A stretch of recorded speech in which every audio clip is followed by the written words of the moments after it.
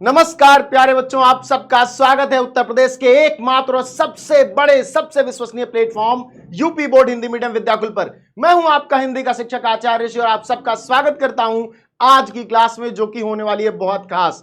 हम जानने वाले हैं तुलसीदास के बारे में और पढ़ने वाले हैं भरत के बारे में। भरत कौन? राम के छोटे भाई भरत, जो कि राम को 14 वर्ष के वनवास के बाद राम को मनाने जाते हैं और जब राम नहीं मानते हैं तो उनकी चरण पादुकाएं लेकर के वापस अयोध्या लौटते हैं। भरत कुंड में रहकर राज्य का कार्यभार संभालते हैं, लेकिन राज्य के सिंहासन पर होती हैं राम की चरण पादुकाएं। वे राम के प्रतिनिधि के रूप में राज्य करते हैं और राम के 14 वर्ष के बाद लौटने के बाद राम को राज्य का स्थानांतरण करते हैं, उनका राज्याभिषेक होता है। भरत महिमा के बारे में जानेंगे। कहानी वही चलेगी कि जब ये लोग जा रहे हैं भरत को मनाने तो क्या परिस्थिति है, कैसे ये लोग आगे बढ़ रहे हैं और किस प्रकार ये राम के पास पहुंचते हैं। ये सारी बातें आज हम समझेंगे और इन सारी बातों के समझने से पहले हम जानेंगे उस व्यक्ति के बारे में जिसने भरत महिमा, कवितावली, गीतावली, रामचरितमानस आदि रचनाएं लिखी, जो कि अपने युग का महान कवि है, जिसने अवधि को एक स्थान दिलाया, जिसने राम के चरित्र को जन जन तक पहुंचाया, जिसने एक ऐसा काव्य लिखा जो न केवल भारतवर्ष में अपितु संपूर्ण विश्व में पढ़ा जाता है। और कहते हैं कि 24 घंटे में कोई सेकंड ऐसा नहीं होता जब विश्व के किसी कोने में रामचरितमानस का अनवरत पाठ न चल रहा हो। तो आइए इस भक्ति के संगम में डूबते हैं आपके सिलेबस के साथ, आपको सिखाते हैं कुछ नया। तो चलिए, जो लोग नए हैं चैनल को सब्सक्राइब कर लें, अपने साथियों के साथ सेशन को शेयर कर दो, उनको भी पता चल जाए कि कुछ अच्छा पढ़ने को मिल रहा है। और बने रहिए हमारे साथ इस क्लास के अंत तक, क्योंकि आपको आज कुछ न केवल सिलेबस से रिलेटेड बल्कि जीवन से रिलेटेड मिलने वाला है, क्योंकि रामचरितमानस को जीवन ग्रंथ कहा जाता है। तो सबसे पहले हम भरत महिमा में देखेंगे यहां पर कुछ तस्वीरें। राम, लक्ष्मण, सीता जी, भरत इनके पैर छू रहे हैं, पीछे शत्रुघ्न है। ये कौन है? ये राम के मित्र केवट हैं, जो भरत को लेकर के आए हैं, जिन्होंने राम को नदी पार करवाई थी। ठीक है, तो सबसे पहले हम जानेंगे थोड़ा सा तुलसीदास के बारे में। तुलसीदास जन्म 1554 में हुआ, संवत 1554, 1532 ईस्वी में। जन्म स्थान राजापुर, चित्रकूट, उत्तर प्रदेश माना जाता है। बचपन का राम राम बोला। देखो, मैं गोंडा से आता हूं, हमारे यहाँ ये भी मान्यता है कि तुलसीदास हमारे यहाँ पैदा हुए, तो बड़ा डिस्प्यूट है। बड़े लोगों को लेकर के ना लोगों में बड़ा विभेद हो जाता है, सब उन्हें अपना बनाने लगते हैं। कोई चाचा का, मामा का, दादा का, नाना का रिश्ता स्टेब्लिश कर लेता है।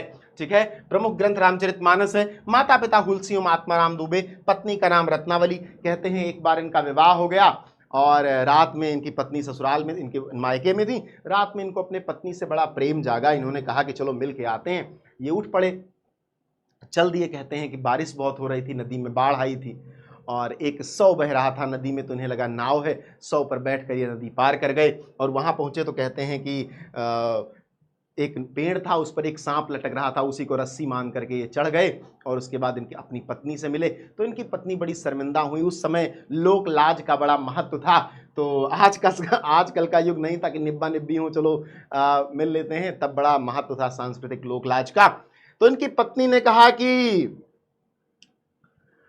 हाड़ मांस की देह मम तामे ऐसी प्रीति, मेरी हाड़ मांस की देह है, हड्डी और मांस का शरीर है, उसमें तुम्हारी इतनी प्रीति है, इतना प्रेम है, जो यह प्रीति रघुनाथ में, यदि यह प्रीति तुम्हारी श्री राम में होती, होत न भव भय भव भीति, हो तुम्हें डर न होता, किसका? भव भीति का, जो संसार रूपी सागर है उसका तुम्हें डर नहीं होता। और ये वहां से लौटते हैं, बनारस पहुंचते हैं, अपने गुरु को पकड़ते हैं, बाबा नरिहर दास को। उनसे वेदांग दर्शन की शिक्षा लेते हैं, संस्कृत की शिक्षा लेते हैं और उसके बाद भक्ति काल की राम भक्ति शाखा के सबसे बड़े, सबसे उदात्त कवि बनते हैं और तुलसीदास के रूप में प्रतिष्ठित होते हैं। ठीक है, मृत्यु कब हुई? संवत 1680 में, 1623 ईस्वी में। साहित्य में योगदान क्या रहा? कविता में इन्होंने सर्वतोन्मुखी विकास किया। जितने भी प्रकार के छंद आप देख सकते हैं अवधि के समय पर, उन सारे छंदों का इन्होंने प्रयोग किया है। काव्य के उद्देश्य के संबंध में तुलसी का दृष्टिकोण सर्वथा सामाजिक था। इनके मत में कहीं कीर्ति, कविता और संपत्ति उत्तम है, जो गंगा के समान हित करने वाली हो। कीरति भनित भूति भली सोई, सुर सरिसम सबकर हित हुई, सुर सरिसम सबकर हित हुई, सबका हित होगा। जैसे देवलोक की नदी हो, गंगा जैसे पवित्र करती हैं, वैसे सबका हित होगा। ठीक है। सामाजिक एवं पारिवारिक जीवन का उच्चतम आदर्श जनमानस के समक्ष रखना इनका काव्यदर्श था। जीवन के मार्मिक स्थलों को इनकी अद्भुत पहचान थी। तुलसीदास ने राम के शक्ति, शील, सौंदर्य समन्वित रूप की अवधारणा प्रस्तुत की। इनका संपूर्ण काव्य समन्वयवाद की विराट चेष्टा है। ज्ञान की अपेक्षा भक्ति का राजपथ ही इन्हें अधिक रुचिकर लगता है। अपने समय तक प्रचलित दोहा, चौपाई, कविता, सवैया, पद आदि काव्य में शैलियों में तुलसी ने पूर्ण सफलता के साथ काव्य रचना की, जो इनकी सर्वतोन्मुखी प्रतिभा तथा काव्य शास्त्र में इनकी गहन अंतर्दृष्टि का परिचायक है।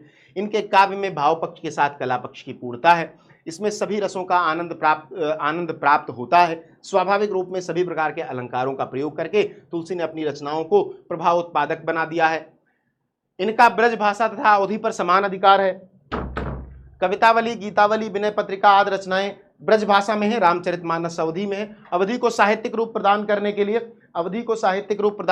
उन्होंने संस्कृत शब्द का भी प्रयोग किया है। देखो, एक बहुत जरूरी बात मैं तुम्हें बताता हूं, कोई नहीं बताता है, पता ही नहीं आधे लोगों को, ठीक है। एक कवि हुए बड़े जायसी, जिन्होंने लिखी पद्मावत, और एक कवि हुए तुलसी, दोनों ने अवधि में लिखा। दोनों की अवधि में अंतर क्या है ये समझ लो। जायसी की अवधि लोक अवधि है, जो हम लोग बोलते हैं कि भैया का करे जात हो, का खात हो, कहाँ रहत हो, का हाल ही, ये जो अवधि है ये लोक अवधि है, ठीक है। और तुलसी की अवधि कैसी है? तुलसी की अवधि में, क्योंकि ये संस्कृत के विद्वान हैं, तो इन्होंने संस्कृत के शब्दों का भी निवेश कर दिया तुलसी अवधि में। तो तुलसी की अवधि थोड़ी संस्कृत निष्ठ अवधि है, थोड़ी उदात्त अवधि है, ये समझना बहुत जरूरी है। तो इनका क्या हो गया? ये इनका हो गया साहित्यिक परिचय। सभी लोग इसका स्क्रीनशॉट ले लो जल्दी से, फिर हम आगे बढ़ते हैं। उसके बाद हम आ जाते हैं अपने मुख्य पाठ पर, जो कि है भरत महिमा। भरत महिमा पढ़ते हुए आप सबको एक चीज ध्यान रखनी है कि भरत महिमा रामचरितमानस का ही अंश है, ठीक है।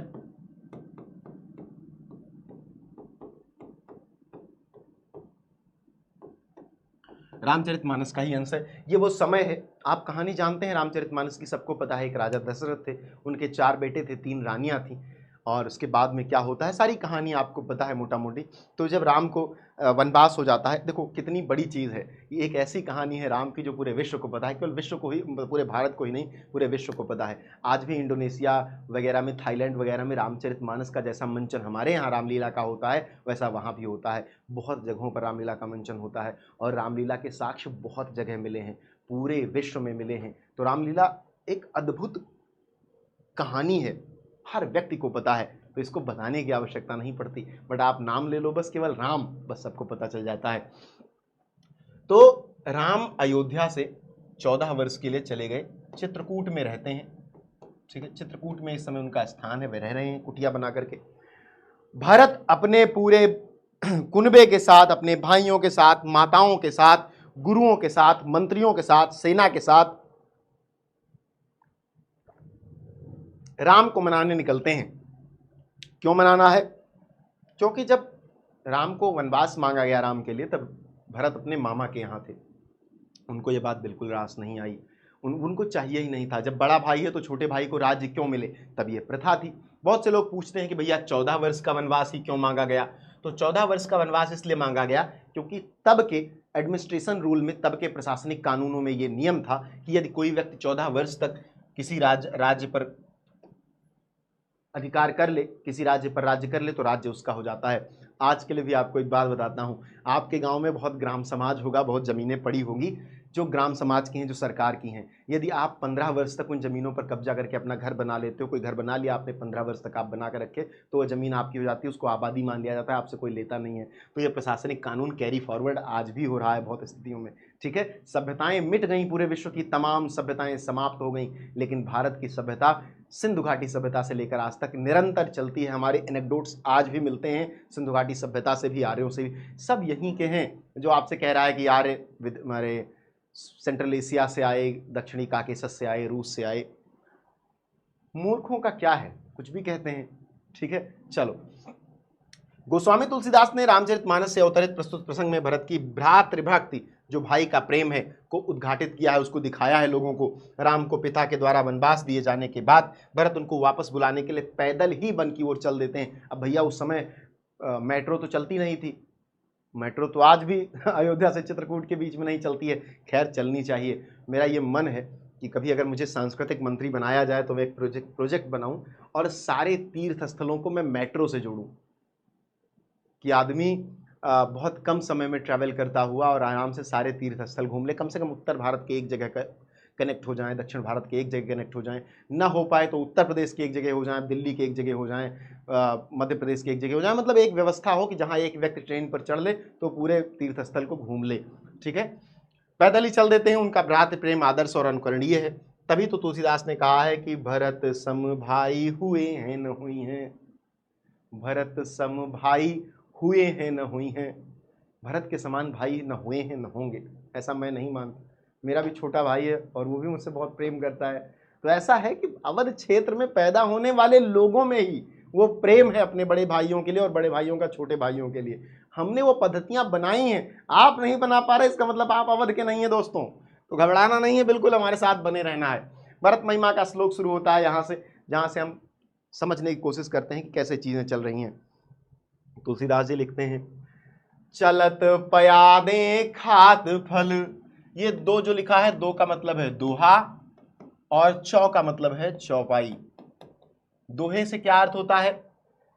दोहा एक छंद है, चौपाई एक अलग छंद है। चौपाई एक ऐसा छंद है जो सममात्रिक छंद होता है, जिसमें हर एक चरण में 16 मात्राएं होती हैं। दोहा क्या है? दोहा एक अर्ध सममात्रिक छंद है, जिसमें पहले और तीसरे चरण में, अर्थात ये पहला चरण, ये तीसरा चरण, इसमें 13-13 और दूसरे और चौथे चरण में 11-11 मात्राएं होती हैं। ये भी लगाकर आपको दिखा दूंगा, जिससे आपको कंफ्यूजन ना हो और उदाहरण भी आपका तैयार हो जाए। तो क्या कहते हैं कि चलत पयादे खात फल, पिता दीन तजुराज, जात मनावन रघुबरहि, भरत सरिस को आजू। चलत पयादें, पयादें मतलब पैदल, पैदल चल रहे हैं। चलत पयादें, पैदल चल रहे हैं। खात फल, फल खा रहे हैं। पिता दीन तजुराज, पिता का दिया हुआ राज्य छोड़कर। भरत पैदल जा रहे हैं राम को मनाने और रास्ते में खा क्या रहे हैं? फल खा रहे हैं। और छोड़ के क्या जा रहे हैं? पिता का दिया हुआ राज्य नहीं चाहिए। भाई कुछ का अधिकार था, मेरा नहीं था, मुझे नहीं लूंगा। जात मनावन रघुबरहि, कहां जा रहे हैं? जात मनावन रघुबरहि, राम को मनाने जा रहे हैं। भरत सरिस को आज, सरिस मतलब समान। भरत के समान आज कौन है? एक व्यक्ति को कौशल का राज्य मिला। कौशल अपने आप में अयोध्या का नाम ही है कि जो जीती ना गई हो। अयोध्या जिसे युद्ध में ना जीता गया हो, जो युद्ध में कभी हारी ना हो, वो अयोध्या है, वो कौशल है। और वहाँ का राज्य भरत को मिल गया है। ठीक है, तो उस राज्य को छोड़ करके भरत कह रहे हैं कि उसको ठोकर मार दी, तज दिया उसको, जाओ मेरा नहीं है, राम का था, उनको मनाने जा रहे हैं और पैदल चले जा रहे हैं फल खाते हुए। तो उनके समान कौन हो सकता है? कोई नहीं हो सकता। अब मैंने मात्रा गणना वाली बात बताई। जैसे आप लोग मान लो दोहा याद करने, आपके सिलेबस में दोहे का उदाहरण लिखने को आएगा तो कैसे लिखेंगे? गिन लीजिए। मैंने आपसे कहा था छोटाई, छोटा, छोटी, छोटाऊ का एक मात्रा, बड़ा, बड़ी, बड़ाऊ, ए ऐ ओ औ की 2 मात्रा। तो देखो छोटा है 1, छोटा 2, छोटा 3, 1, यहाँ बड़ा है तो 2, ए है तो 2, खाद है बड़ा 2, तो खात फल 1 1। देखो यहाँ से बदल रहा है। देखो जब हम एक चरण पढ़ते हैं और उसके बाद रुकते हैं तो वहां से एक चरण अलग होता है। जैसे चलत पयादे खात फल, यहां रुके। पिता दीन तजुराज, पिता के द्वारा दिया हुआ राज छोड़कर। तो एक चरण यहां तक, दूसरा चरण यहां से। पिता छोटी है तो 1, बड़ा है तो 2, छोटी बड़ी है तो 2, हा है तो 1। तो अब देखो यहां आधा ना है तो आधा ना का जो शब्द भार है बेटा, मात्रा भार है, वो आगे वाले वर्ण पर चला जाता है। लेकिन आगे पहले से 2 है तो 2 ही हो जाएगा। तज राजू। ठीक है, अब गिन लो 1 2 3 4 5 6 7 8 9 10 11 12 13। यहां तक 13 हो गया, ये 13 हो गया। और 1 2 3 4 5 6 7 8 9 10 11, ये 11 हो गया। ठीक, ये व्यवस्था है, तो इसको आपको समझना पड़ेगा। भायप भगति भरत आचरणु, कितना सुंदर लिखा है।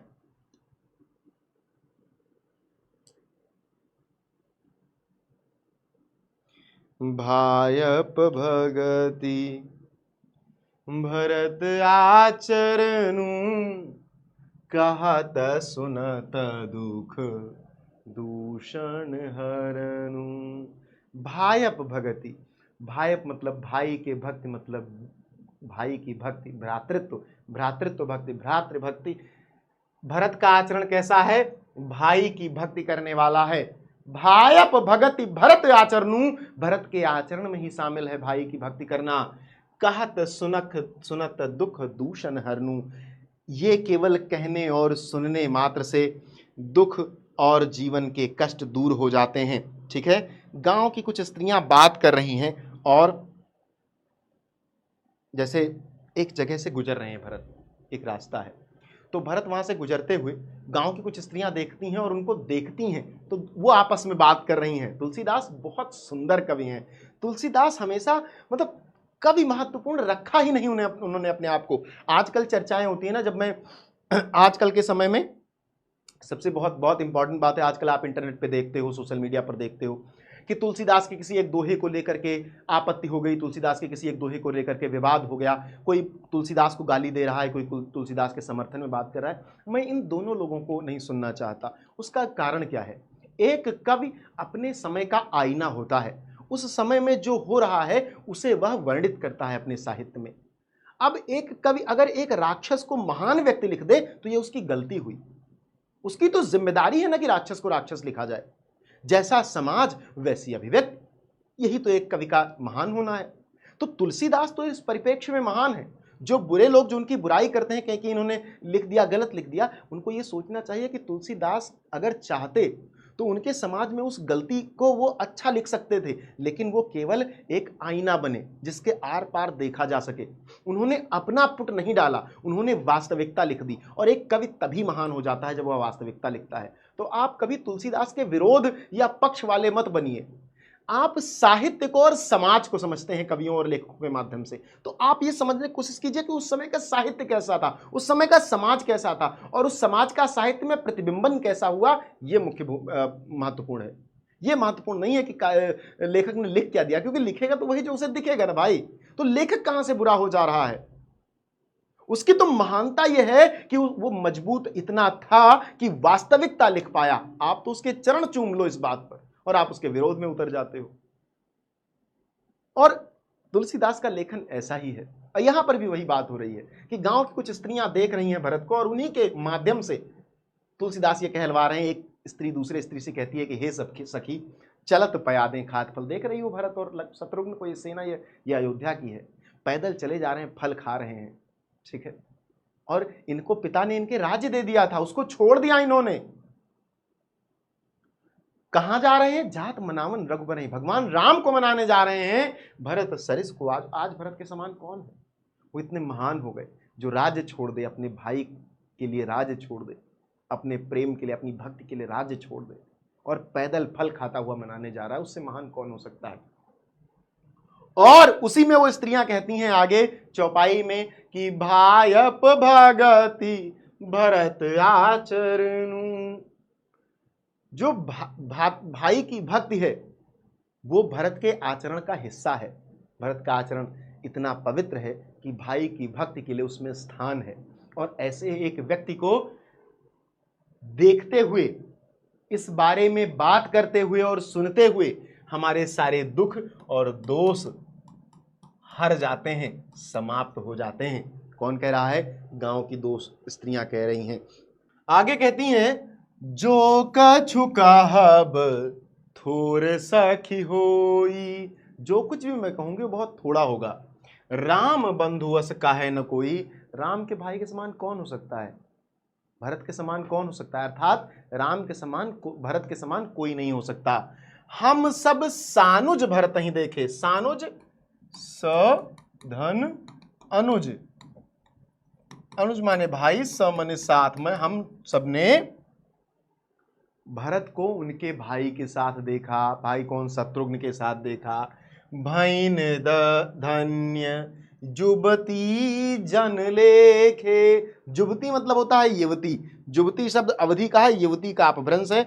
तो कह रहे हैं कि हम लोगों ने भरत को उनके भाई के साथ देखा, धन्य हो गए हम लोग, हमारा सौभाग्य है, ठीक है, कि हमने उनको देखा, हमने उनको भाई के साथ, भाई न धन्य, हम धन्य हो गए कि हम युवतियों ने उनको देखा, हम युवती जन ने, हम स्त्रियों ने, युवती जन मतलब हम तमाम स्त्रियां जो यहाँ खड़ी हैं, उन्होंने उनको देखा और हम देखकर धन्य हो गए।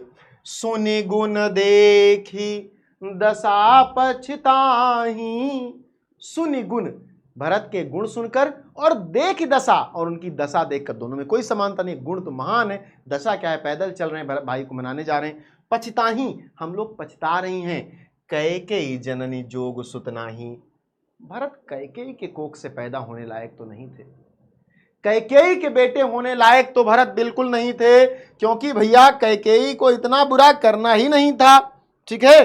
कैकेयी जैसी माता भरत जैसे पुत्र के योग्य नहीं है, क्योंकि कैकेयी ने 14 वर्ष का वनवास मांग लिया ना, और जानते हो गांव में बातें बिजली की तरह फैलती हैं, सबको पता है। तो कहती हैं कि सोनी गुण, गुण देख रही हूं भरत का कि बहुत गुणी है, दशा पछताही, और दशा देखकर पछता रही हूं, कैकेयी जननी जोग सुत नाही, कैकेयी जो है जननी, कैकेयी की जो माँ है, वो इस योग्य नहीं है कि उनको भरत जैसा बेटा मिले।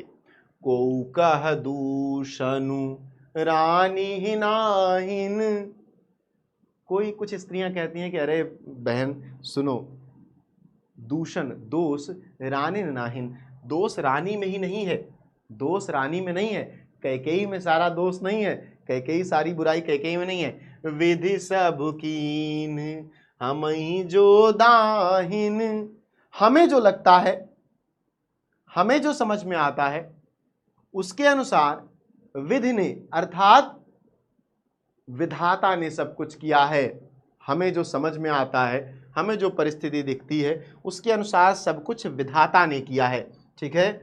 कहाँ हम लोक वेद विधिहीनी, लघुति कुल करतूत मलिनी, आगे अपनी बात कहती हैं कि, आगे क्या कहती हैं कि कहाँ हम लोक वेद विधिहीनी, हम स्त्रियां कहां पर समाज, वेद और विधि के अनुसार हीन मानी जाती हैं, ठीक है।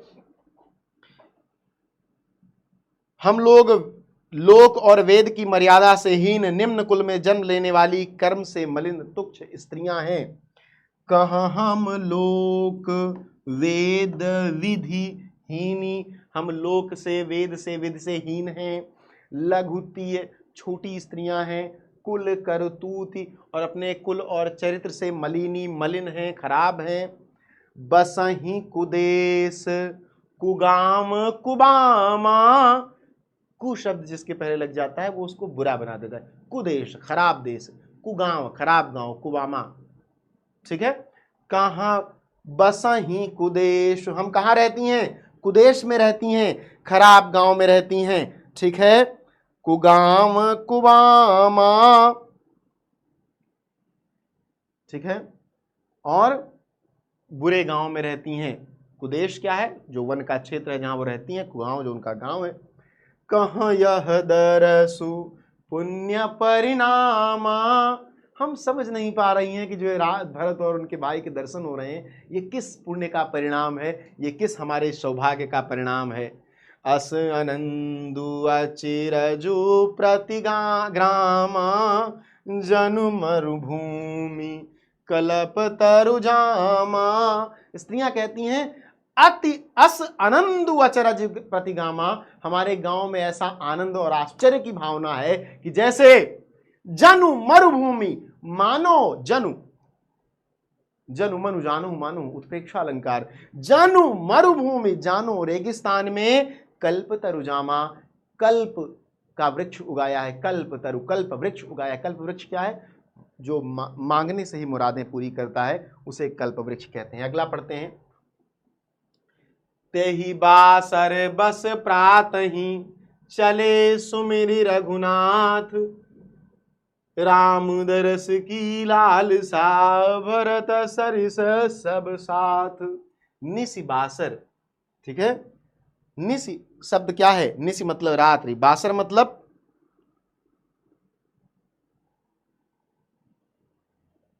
बासर मतलब दिन। तो त्यहि बसी प्रातहि चले सुमिर रघुनाथ, त्यहि बासर बसी प्रातहि, वहां पर उन्होंने अपनी रात बिताई और उसके बाद सुबह ही भरत जी रघुनाथ से मिलने, श्री राम से मिलने चल दिए।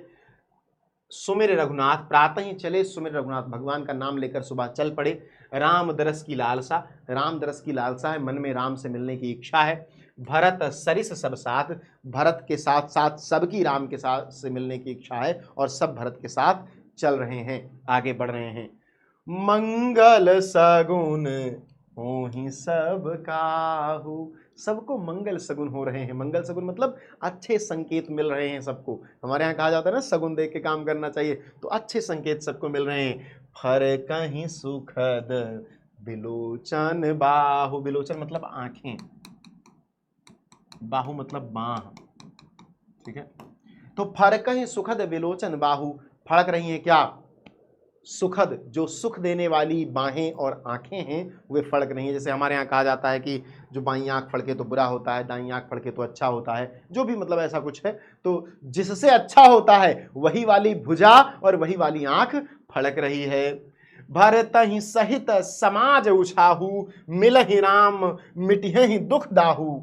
भरत ही सहित समाज उछाहू, भरत के साथ ही पूरा समाज उत्सुक है, मन में हिलोरें उठ रही हैं कि मिलहि राम, जैसे ही राम मिलेंगे, मिठहि दुख दाहू, वैसे ही राम के मिलने से सभी प्रकार का दुख और कष्ट समाप्त हो जाएगा। सबके मन में उत्साह है, भरत सहित पूरे समाज के मन में उत्साह है कि जैसे राम से मिलेंगे सारे दुख और कष्ट दूर हो जाएंगे। करता मनोरथ जस जिय जाके, जिस प्रकार जिसके मन में भावना है वैसा वह मनोरथ कर रहा है, वैसी वह प्रार्थना कर रहा है। जाहि सनेस सुरा सब छाके, जैसी जिसके मन में भावना है वैसा भाव मनोरथ सब लोग कर रहे हैं, सब प्रेम में मतवाले हुए चले जा रहे हैं। सब जाहि सनेस, ऐसा लगता है स्नेह सुरा, स्नेह नामक सुरा मदिरा, प्रेम रूपी मदिरा सब छाके, छाके मतलब छक लिया है, खा लिया है, पी लिया है, सबने स्नेह नामक मदिरा का पान कर लिया है, सब स्नेह में डूबे आगे बढ़ते चले जा रहे हैं। शिथिल अंग पगमग डगिडोलहि, शिथिल अंग, चलते चलते अंग शिथिल हो गए हैं, थक गए हैं। पग मग डग डोलही, पग पैर, मग रास्ते में, डग डोलही एक एक कदम आगे बढ़ रहे हैं। बिहवल बचन प्रेम बस बोलई, बिहवल वचन, विह्वलता से भरे वचन, प्रेम वश, प्रेम वश जो विह्वलता उनमें व्याप्त हुई है, राम के प्रेम से जो विह्वल हैं वैसे वचन सब लोग बोल रहे हैं कि भैया राम से मिलेंगे और सारा कष्ट दूर हो जाएगा।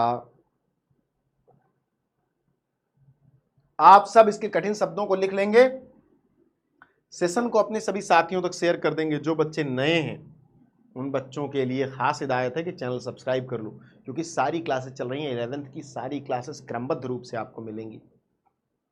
राम सखा तेहि समय दिखावा, जब राम जा रहे थे तो केवट ने जब नदी पार कराई तो केवट को उन्होंने मित्र कह दिया, सखा।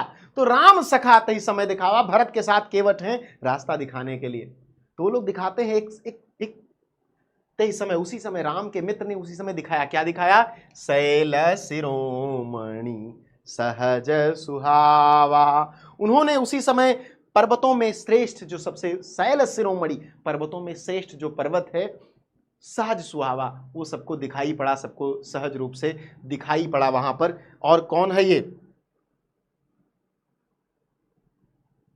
कौन है ये पर्वत?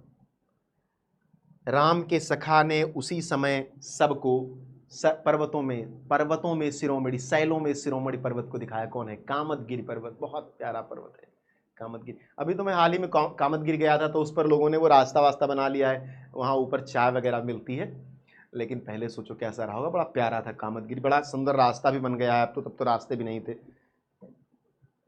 जासु समीप सरित पय तीरा, सीय समेत बसहि दो बीरा, जातु समीप सरित पय तीरा।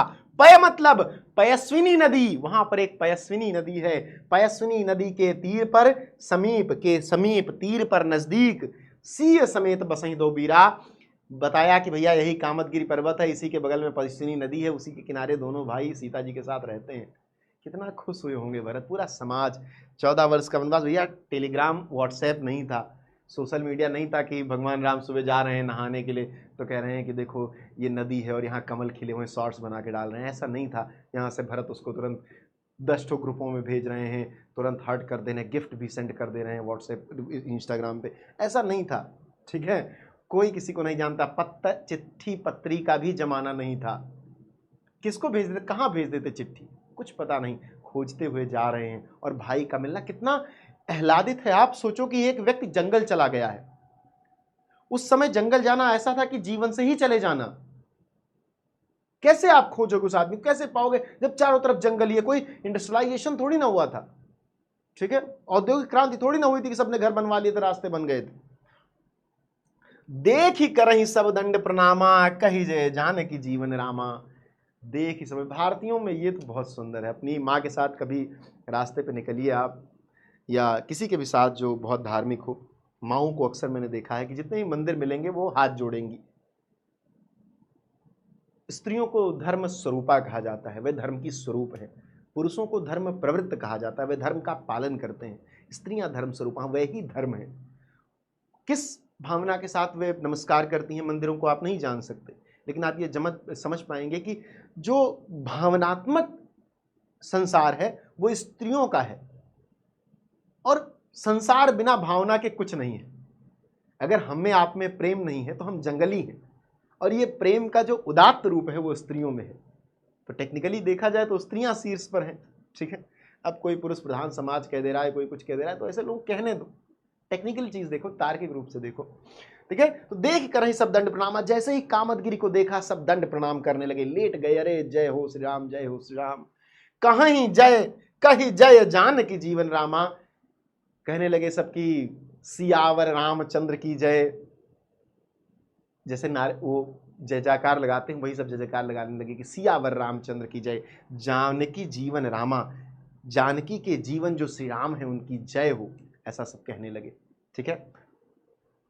प्रेम मगन अस राज समाजू, ऐसा पूरे राज समाज को ऐसा प्रेम में मगन देखकर जनु, ऐसा लगा, जनु उत्प्रेक्षा फिर से, फेरी अवध चले रघुराजू, ऐसा लगा जैसे भगवान श्री राम फिर से अयोध्या चल दिए हों। उत्प्रेक्षा है ना, जनु, मैंने बताया था जनु मन जानो मानो। तो प्रेम मगन अस राज समाजू, सब प्रेम में मग्न हो गए, सबने कामदगिरि देख लिया। केवट ने बता दिया कि भैया वहीं पयस्विनी के किनारे भगवान राम दोनों वीर और सीता जी के साथ रहते हैं। सब बिल्कुल लहालोट जय श्री राम और सियावर रामचंद्र की जय का नारा लगने लगा, जय जयकार होने लगी, सब इतना प्रेम में मगन हो गए, ऐसा लगा कि रघुनाथ जी अयोध्या चल दिए फिर से दोबारा, पूछना ही नहीं है अब, ऐसा प्रतीत हो रहा था, ऐसा माहौल बन गया वहां पर, ठीक है। आगे देखते हैं। भरत प्रेम ते ही समय जस तस कही, अब देखो यहां ये दोहा है, भरत प्रेम ते ही समय जस तस कही सकत नक्सेसु, सकत नसेसु कभी ही अगम जिमि ब्रह्म सुखु अहम मलिन जनेसु। उस समय भरत का प्रेम ऐसा है, उस समय भरत के मन में राम के प्रति जैसा प्रेम है, उसका वर्णन हजारों मुख वाले शेषनाग भी नहीं कर सकते। उन जैसे कवि के लिए उनका वर्णन करना वैसे ही अगम है जैसे अहंकार और ममता से मलिन चित्र वाले मनुष्यों के लिए ब्रह्मानंद, ठीक है। भरत प्रेम उते ही समय जस, जस मतलब जैसा, भरत का प्रेम उस समय ऐसा है, तस कही सकही न शेषु, तस कही सकत न शेषु, वैसा शेषनाग जी भी नहीं कह सकते। अब शेषनाग जी क्यों? क्योंकि हजार मुख हैं उनके, हजारों मुख से हजार प्रकार की बड़ाई करेंगे तब भी उसकी बराबरी नहीं किया जा सकता। कभी ही अगम जिम ब्रह्म सुख, हम तो कवि हैं, हम उसकी बड़ाई कैसे करते हैं। अहमम मलिन जनेसु, हम जो एक मलिन व्यक्ति है, कवियों के लिए वो अगम के, वेद के समान है। एक मलिन व्यक्ति के लिए वो ब्रह्मानंद के समान है, एक आत्मा के मलिन व्यक्ति के लिए ब्रह्मानंद के समान है वो आनंद। सकल स्नेह शिथिल रघुबर के, सकल स्नेह शिथिल रघुबर के, गए कोस दुई दिन कर ढर के। सकल स्नेह शिथिल रघुवर के, सभी लोग थक चुके हैं लेकिन रघुनाथ के स्नेह में शाम तक चले और गए कोस दुई, 2 कोस दिन ढर के, दिन के ढलने तक वो लोग 2 कोस आगे चले गए। जलु थलु देखी, पहले जल देखा कि पीने का पानी आसपास है कि नहीं, फिर थल देखा, फिर जमीन देखी कि सोने लेटने के लिए जमीन है कि नहीं। बसे निसि बीते, रात बिताने के लिए वहीं बस गए, निसि मतलब रात बीते बिताने के लिए बस गए, रुक गए। कीन्हे गमन रघुनाथ परीते, ठीक है। उसके बाद वहां पर सब लोग रात में बस गए और रात के समाप्त होने पर कीन्हे गमन आगे बढ़े रघुनाथ परीते, भगवान के प्रीति में, भगवान के प्रेम में, रघुनाथ जी के प्रेम में आगे बढ़े। उहाँ राम रजनी अवशेषा, हमारे गांव में जब रामचरितमानस का पाठ होता है, अखंड रामायण का पाठ, तो कुछ लोग विशेष गुणों के साथ इसको कहने आते हैं। दे आर मतलब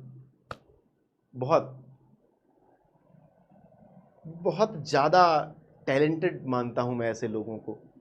वो आपको रामचरितमानस सोहर के रूप में कह के सुना देंगे, आपको किसी गाने के छंद पे कहना है तो कह के सुना देंगे। मतलब बहुत ज़्यादा सुंदर तरीके से वे रामचरितमानस को कहते हैं, ढोल मजीरे के साथ सुनना, मतलब बहुत आनंद आता है। बचपन से हम जो सनातन धर्मी लोग हैं वो जन्म से ही, मतलब मुझे लगता है पैदा होते ही जब चेतना हमें नहीं थी व्यवस्थित रूप से, तब से हम अपने गांव में अखंड रामायण का पाठ सुनते आए हैं। पहले माइक नहीं होता था तो लोग घर में ही कह लेते थे, अब लाउड स्पीकर हो गया तो लोग लाउड स्पीकर लगा लेते हैं, तो दूर तक आवाज़ें प्रसारित होती हैं, ठीक है। तो हमारे तन मन में बसा हुआ है, रमा हुआ है राम का ये रामचरितमानस। मतलब अगर कोई व्यक्ति ये कह दे, अवध क्षेत्र का रहने वाला, भारत का रहने वाला, कि मैंने रामचरितमानस नहीं पढ़ी, तो वो मतलब अज्ञानता के वश ऐसा कह रहा है, क्योंकि वो नहीं जानता कि उसने कितनी बार पढ़ी है, वो नहीं जानता कि कितने रास्तों, कितने मोड़, कितने घरों से गुजरते हुए चौपाइयाँ उसके अंदर बैठ गई हैं। वो नहीं जानता कि वो एकांत में बैठे हुए 2 चौपाई गुनगुना भी लेता है और उसे पता भी नहीं कि उसने कब पढ़ा था। ये आनंद है। बहुत सी चीज़ें ऐसी हैं आपके जीवन में जो घटती रहती हैं, आपको नहीं पता चलता कि वो घट रही हैं, और अचानक से किसी दिन एकांत में बैठे हुए आपके अंदर से निकलती हैं और आप आश्चर्य से भर जाते हो, ये कैसे हुआ, ठीक है। क्योंकि हम लोग ना एक्युमुलेशन है टाइम का, समय का एक्युमुलेशन है, और समय अपने साथ रिमाइंडर्स लेके चलता है, तो हमें जब इकट्ठा करता है तो बहुत सी चीज़ें हमें बता देता है, ठीक है। हमारा जितना पुराना इतिहास है वो सब हम में है। हमारा डीएनए सबसे ज़्यादा मेमोरी स्टोर करने वाला एक माध्यम है, और उसमें वो सारी मेमोरीज़ हैं जो पहले मनुष्य के पैदा होने से आज तक हैं। मैं जिस श्रृंखला से हूँ वो श्रृंखला आज भी मुझ में जिंदा है, तो ये सब कुछ कम्युलेट होता रहता है, ठीक है। तो उहाँ राम रजनी अवशेषा, जागे सिंह सपनस देखा, वहाँ रात बीत गई, राम ने रात बिताई, और जब सुबह उठे तो सीता जी ने कोई स्वप्न देखा था कि सहित समाज भरत जनु आए। उन्होंने देखा था कि समाज के साथ भरत आए हैं। नाथ वियोग ताप तन ताए, ठीक है। नाथ वियोग मतलब भगवान के वियोग में बहुत सब दुखी हैं, सब परेशान हैं, अयोध्या में सभी लोग उदास हैं, और भरत सहित समाज उनके पास आया है, और श्री राम के प्रेम में सभी लोग कष्ट में हैं। सकल मलिन मन दीन दुखारी, सबका मन बहुत दीन दुखी है, बहुत कष्ट से भरा हुआ है। देखी सासु आन अनुहारी, और उन्होंने अपनी सासों को भी, अपने जो माएँ हैं उनको भी विधवा के रूप में देखा, तो उससे भी दुखी हैं। सिय सुनि सपन भरे जललोचन, भय सोच बस सोच विमोचन। तुलसीदास प्रतीकों को इस्तेमाल करने में बेमिसाल हैं। लाइन सुनिए कि सुनि सिय सपन भरे जल लोचन, सुन सिय सपन, सीता जी का स्वप्न सुनकर भरे जल लोचन, आंखों में आंसू भराए। फिर क्या हुआ, भय सोच बस सोच विमोचन, पूरे संसार की सोच को, पूरे संसार के विचारों को, दुखों को, कष्टों को दूर कर देने वाले सोच वश हो गए, सोच के वश में बैठ गए कि आखिर क्या हो गया, कैसे ये बदलाव हुआ। लखन सपन यह नीक न होई। लक्ष्मण से कह रहे हैं कि हे लक्ष्मण, ये स्वप्न अच्छा नहीं है। कठिन कुछ आह सुनाई कोई यह सपन अच्छा नहीं है, अवश्य ही कोई भीषण कुसमाचार सुनाया जाएगा, अर्थात कोई बुरी खबर हमारे पास तक आने वाली है। अस कहि बंधु समेत नहाने, पूजी पुरारी साधु सन्माने। ऐसा कहकर भगवान भाई के साथ नहाने चले गए और पूज पुरारी, रामेश्वरम है ना, रामः ईश्वरम यस्य, रामस्य ईश्वरम यह, जो राम का ईश्वर है, राम जिसके ईश्वर है, ठीक है, तो वो कौन है, त्रिपुरारी हैं, भगवान शिव के ईश्वर राम है और राम के ईश्वर भगवान शिव हैं। तो अस कई बंधु समेत नहाने, ऐसा कहकर वो भाई के साथ नहाने चले गए। पूज पुरारी, त्रिपुरारी शिव जी की पूजा की, साधु सम्माने, और साधुओं का सम्मान किया, उनकी आराधना की, उनकी चरण वंदना की, ठीक है। तो ये कविता आप लोग बताएंगे कि आपको भरत महिमा पढ़कर कैसा लगा, कमेंट सेक्शन में बताएंगे। आपकी क्लासेस लगातार चल रही हैं, तो आप सभी लोग चैनल को सब्सक्राइब कर लें।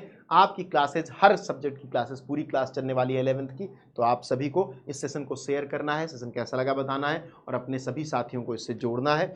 मिलते हैं नेक्स्ट क्लास में, बहुत बहुत धन्यवाद।